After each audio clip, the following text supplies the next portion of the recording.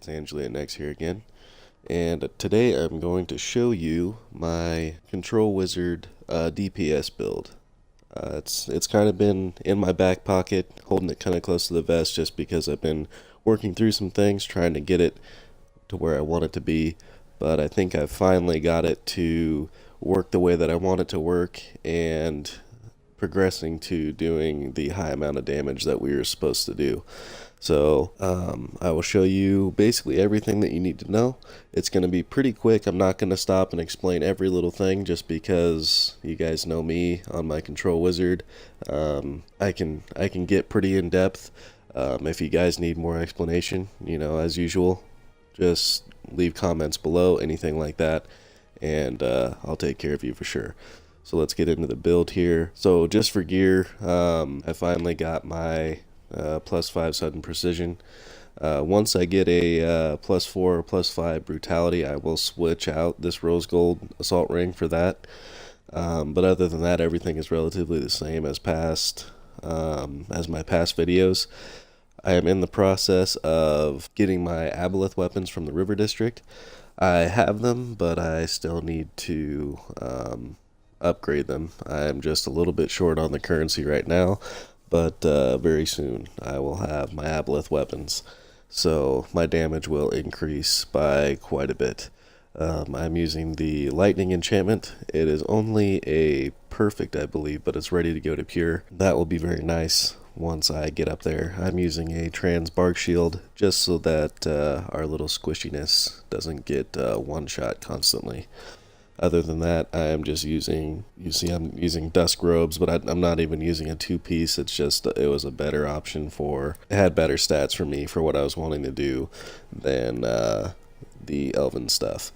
So I haven't moved to relic gear or anything like that. I have way too much to do on this game than to beat my head against the wall and try to pound out all of that relic gear, relic weapons, all that stuff. It just takes way too much time to get it, and then have to grind, farm, all that stuff to get the stuff to restore it. Other than that, it's really great gear. Just I am not I'm not that serious when it comes to that stuff. I have 10 tunes and I love to play, and I would rather just enjoy the game than beat my head against that wall. So everything's pretty much the same. You can see my resting stats here. No pots, no buffs, no nothing. There's nobody around me here. I'm just staying on stronghold. How all this is. But we'll jump into powers and go through these really quick. I'm using magic missile on my left trigger, mainly because it builds your arcane stacks. A lot of people want you to use storm pillar, things like that, but arcane stacks, having that, all three forms of damage, cold, lightning, and arcane, really builds up your stacks and boosts up your damage. Chill Strike, I use this on single point bosses instead of icy terrain. The only thing that I've noticed is it doesn't proc as many chill stacks as icy terrain because it's not doing a damage over time, but it still does more outright damage than icy terrain. And obviously Conduit of Ice, that is on my spell mastery button, and that is just because it does a wider AoE, hits more people, so it produces more chill stacks on the mob themselves. And then if I needed to for boss fights, I could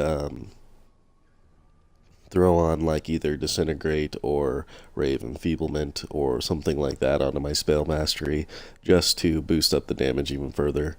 An Entangling Force, I only put 4 points in there because I'm dabbling back and forth in PvP. I don't use it in PvE. Oppressive Force, this is a amazing daily to use, especially in mobs. For me, I'm using the lantern as my activated artifact. So I activate my artifact and then activate this, and I just see things melt. The crits are ridiculous with this. And Repel, same thing as I said before with Entangling Force. dabbling in PvP, and just being able to use that to push people off nodes. Chilling Presence is a must, just because we produce so many chill stacks, and this is a huge boost to your damage. So you're getting a lot of damage just out of this, just by going through your normal rotation. Don't have to do anything special. And Chilling Cloud is our main at will that we use. This produces chill stacks for us. This does a debuff on the enemy, and deals pretty good damage for us. Icy Terrain, this is what I run through the main brunt of the dungeon, up until boss fights. And even still, sometimes I don't even swap it off, just because it's not completely necessary. And getting those chill stacks up is really nice to do, so you get to your maximum damage right off the bat. And then Sudden Storm, this is the only difference, really. A big difference between Spellstorm and Master of Flame, which if you guys didn't see, I am a Spellstorm. Just because there is, I'm seeing right now as a Thaumaturge Master of Flame, I'm seeing, or Thaumaturge Spellstorm, not Master of Flame, I'm seeing probably over 30% increased damage.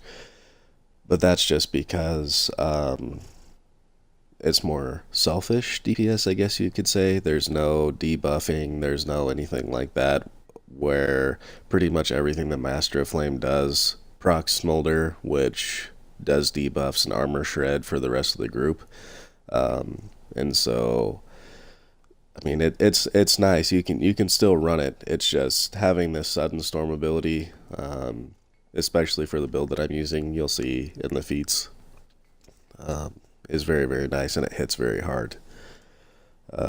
You can put 3 points in Pillar if you want to use Storm Pillar. I just am not using it currently. Ray of Enfeeblement, I swap this on and off. It just depends on what I'm doing, and the group composition that we have. If we've got a decent burner group, like running through CN, something like that, I probably won't even swap my powers. But if I am really the main DPS, where I'm beating somebody by 20-30 mil, something like that, I'll throw this on my spell mastery, just so that when you hit the double Ray of Enfeeblement and then hit Disintegrate, and it just hits like a truck. So obviously Ice Knife is our massive single point daily. It does hit very hard. I've seen 1.7 mil crits just by myself, just what I am doing, like running dailies or things like that. And that's without a cleric buffing me or anything like that, so that's pretty crazy. Spellstorm, this is where a lot of our damage comes from as a Spellstorm. And especially with how often we crit, as control wizards, I pretty much only see orange numbers, so this procs your lightning very often. 30% of the time, proccing on every crit. So you have a 30% chance on every crit to proc your lightning storm, basically. And with how often we crit, it's pretty crazy. You can run Steal Time as well. I swap this on for situational use, like the long hallway in CN or the bridge in CN, where you've got a lot of mobs that are just right there close to each other. You can use Steal Time and just watch things melt. Basically just building down here. I don't necessarily need Eye of the Storm anymore, just because I crit so much as it is. I don't necessarily need that 100% crit chance. It's nice, but to take off Spellstorm or Storm Spell or Chilling Presence for this, you're just going to lose damage. And then Disintegrate is the hardest hitting single point encounter power that we have. And basically once someone's down to like 25% of their health, you can pretty much assassinate people. It just basically kills them outright. And the rest of these we're just building down to fill out the points. In feats, I'll just run through them really quick, at least the heroics. I'll stop on a couple just to show the reason why I chose them, but pretty much it's self-explanatory. You guys should know. So I'll just scroll through them here really quick.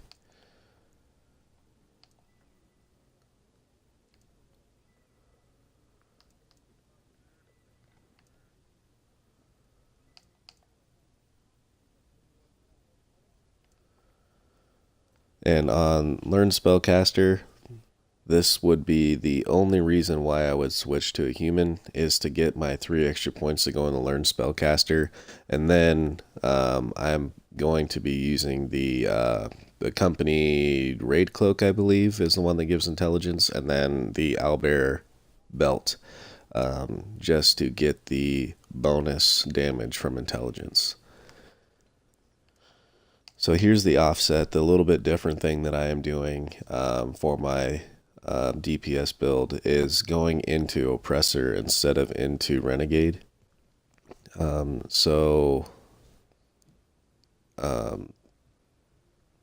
take 5% more damage when affected by chill.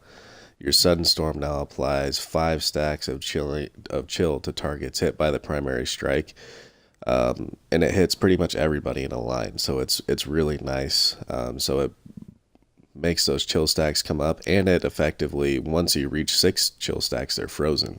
So if you've already had 1 chill stack on them, which you should by this point, it'll effectively freeze everybody, thus increasing your survivability and your damage against them. And then you've got Icy Veins. When you activate an encounter power, all foes within 15 feet of you have 5 chill stacks applied to them. So basically, we're just ramping up the chill stacks to get to our full damage potential, like right off the bat. And like I said, you're freezing everything, so they don't have a chance to just wail on you or anything like that. Especially when you're running your dailies, like running through River District, Somi, things like that. You're freezing everything. Then Tempest Magic, you guys know all about the regular Thom builds, so I'm not gonna go through them all. I'm just going to kind of scroll through them so you guys can see. And obviously everyone does spell twisting.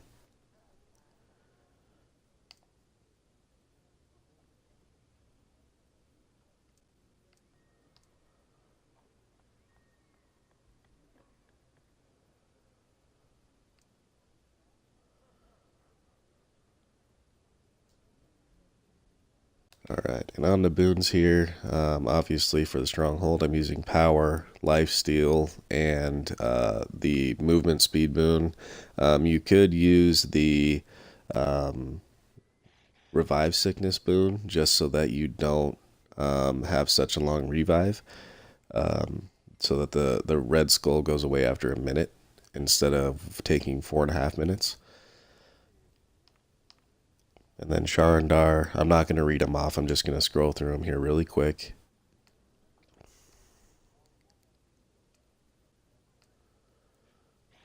And basically just straight offense as much as possible. I did choose crit over power because I was supplementing for crit.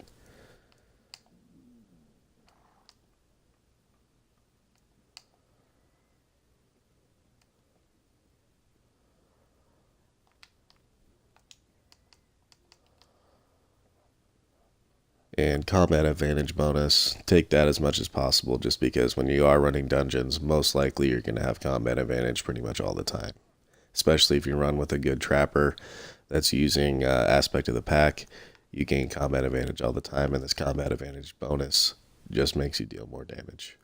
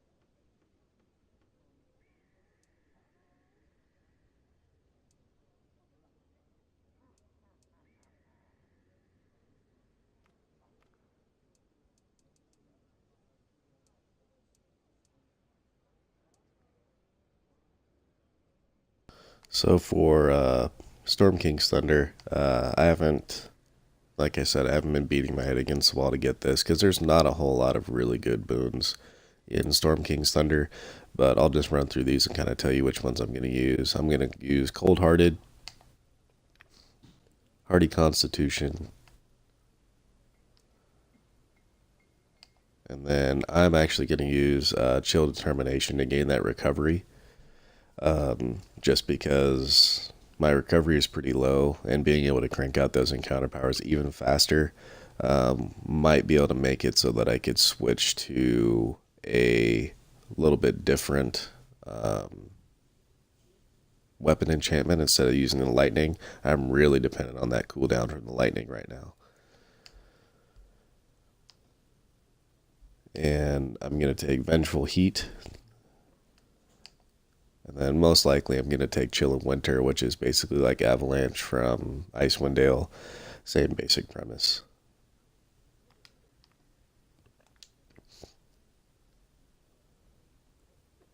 And then same with Cloak Descendancy. I've just been running, trying to get my weapons, and then I'll focus on boons and the campaign afterwards, but just trying to get my weapons.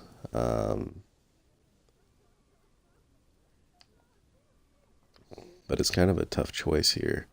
I think I will take Aura of Hope just to ramp up the AP generation, and then the 2% crit severity, and then I'll probably do recovery just because I can supplement lifesteal a lot easier than I can recovery with this build.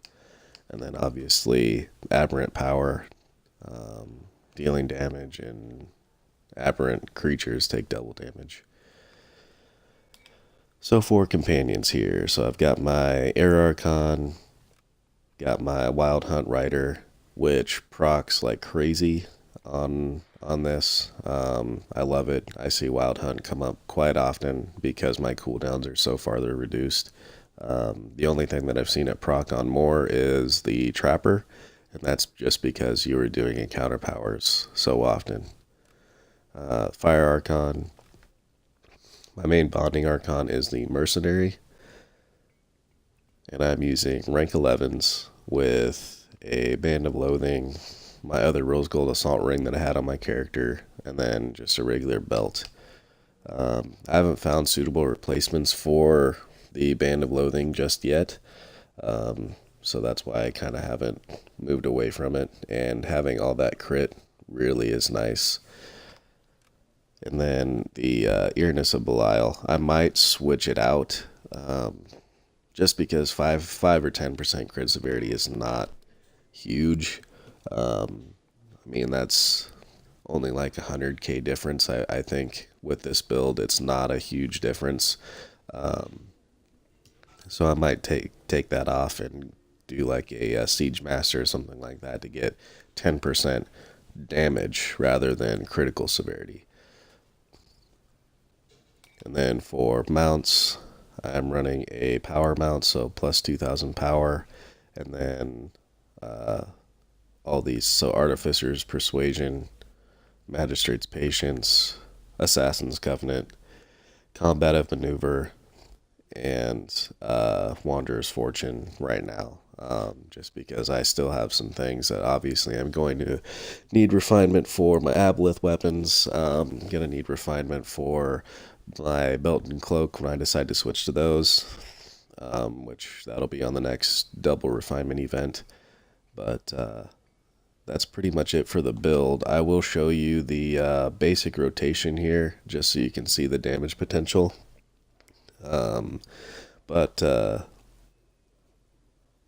So your rotation is going to be, at least for Xbox, it's going to be RB, X, Y, and B.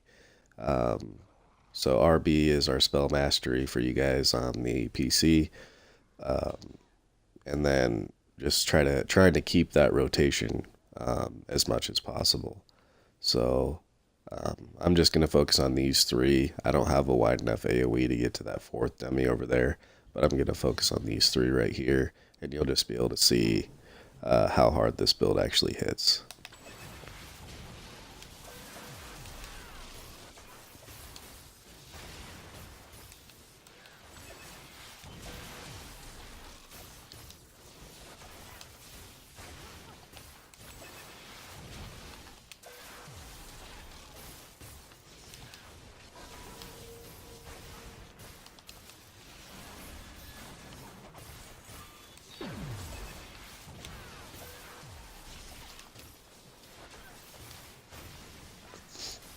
and just trying to tag all of your targets, making sure that they keep their chill stacks up. And effectively, if I wanted to, I could run it like this.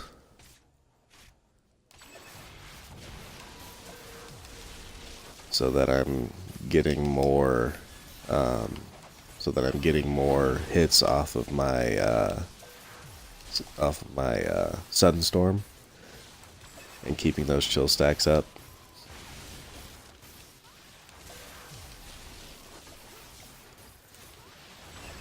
But as you'll be able to see, I mean, it hits like a truck and keeps things effectively frozen for the duration of the fight, barring any, unfortunate circumstances of getting stunned, tossed back, knocked back, or in the highest unlikely event, getting killed.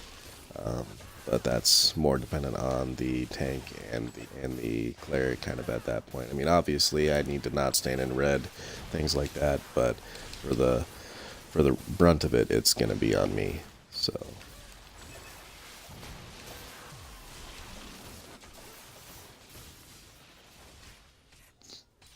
but that's pretty much it, guys, and I'll show you my buffed up power. So that's when my bonding's proc right there. And Armor Pen gets up there pretty high, but with Mod 12 coming out, I think 95% is the top, so I'm actually kind of right there close to it. I'm at 90.2. My critical chance gets up to 82.9. It could still go a little bit higher, but you can see how many orange numbers are coming off. So it's not that big of a deal to me to have that super high. I would rather just focus on the power and get the damage cranked out of there. See, I took a little bit of a jump up there too on my stats too. So that's all for me. I want to thank you all for watching and supporting me. Check out the description section below this video to get more info about me and my Gaming and Greatness team. If you want to know about all my animations and everything like that that are in my videos, that is also in my description section of the video on YouTube. Any comments, questions, concerns, leave a comment below, message me on Twitter, Facebook, or Instagram. The links are on my YouTube channel, and they are also in the description section of this video. And as usual, don't forget to like, share, and subscribe. Thank you.